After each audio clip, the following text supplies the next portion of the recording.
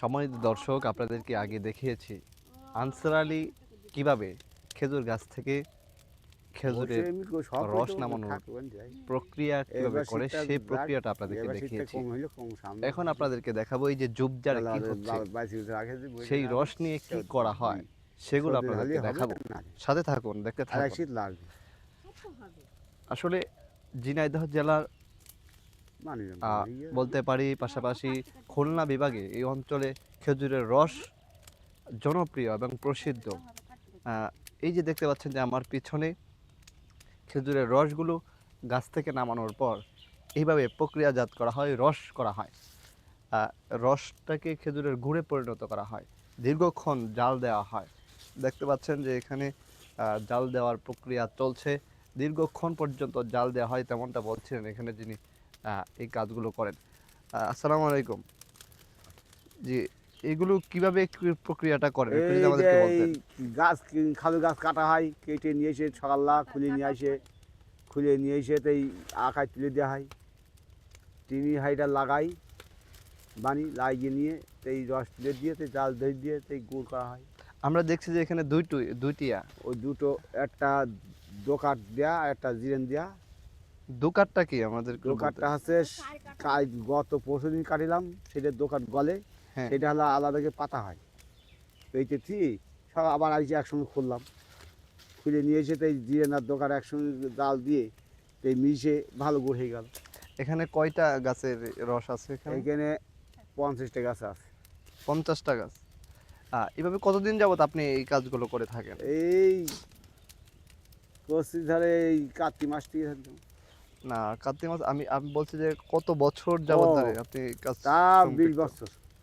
20 বছর ধরে? 20 বছর ছিল। আপনার নাম? আমার নাম রশিদ। তাহলে 20 বছর ধরে আপনি এই পেশায় আছেন? এই পেশায় আছে। কেমন ইনকাম এইগুলোতে? ইনকাম ভালো।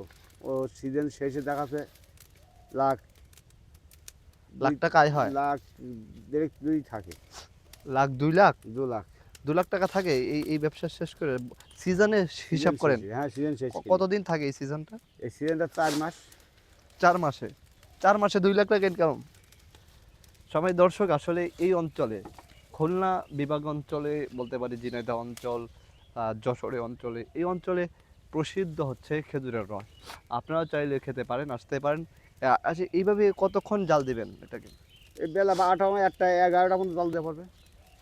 শুরু করছেন কয়টার দিকে? এই শুরু করেছি 9টা, 9:30, 8:30টায়। 8:30টার দিকে? 12টা পর্যন্ত চলবে? 12টা পর্যন্ত, 11:30, 11টা পর্যন্ত চলবে। 11:30টা। দীর্ঘক্ষণ পর্যন্ত জাল দিতে হয়, জাল দেওয়ার পরে ঘনত্ব তৈরি হয় নাকি? হ্যাঁ। তারপর এটাকে গুড়ে পরিণত হবে। গুড় তো কয়েক ধরনের হয়, কয় ধরনের গুড় হতে হয়? ও এক পাঠালি বানানো যায়, গুড়ি পাঠালি, আর এই গুড় এই একটাতে পাতলা আটা আছে, সেটা আমরা করি নি, সেটা বাদ দিয়েছি।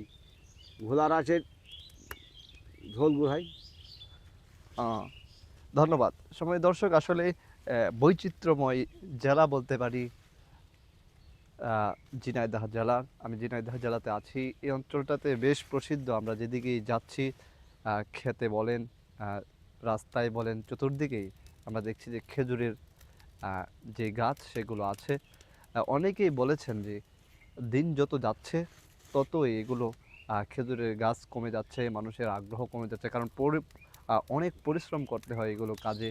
সেই কারণে নতুন যারা নতুন বয়সে যারা নতুন প্রজন্মের যারা তৈরি হচ্ছেন, তারা এইগুলো থেকে তেমন আগ্রহ না, তারা এই সকল কাজ করতে। সেজন্য একসময় এটা হারিয়ে যাবে, যখন যারা বৃদ্ধ আছেন, যারা কাজ করছেন দীর্ঘদিন যাবৎ। আপনাদেরকে এর আগেও দেখিয়েছে আনসার আলী দীর্ঘ 40 বছর ধরে এই পেশার সঙ্গে যুক্ত। আবার উনিও দীর্ঘ 20 বছর ধরে এই পেশার সাথে যুক্ত। নতুন প্রজন্মে যারা আছে তারা কিন্তু এই সকল কাজের সঙ্গে যুক্ত হতে চাচ্ছে না। এই যদি কাজ যদি না করা হয়, তাহলে একসময় এই যে কাজগুলো কিন্তু হারিয়ে যাবে। সবাই দর্শক, এই ঐতিহ্য ধরে থাকুক, এই ঐতিহ্যর যে এলাকার যে প্রসিদ্ধতা সেটা বজায় থাকুক, আমরা সেই প্রত্যাশা রেখে এখনের মতো ভিডিওটি শেষ করছি। দেখা হবে অন্য কোনো ভিডিওতে। ভালো থাকুন, সুস্থ থাকুন, সততা মিডিয়া ডাবলের সাথেই থাকুন। আল্লাহ হাফেজ।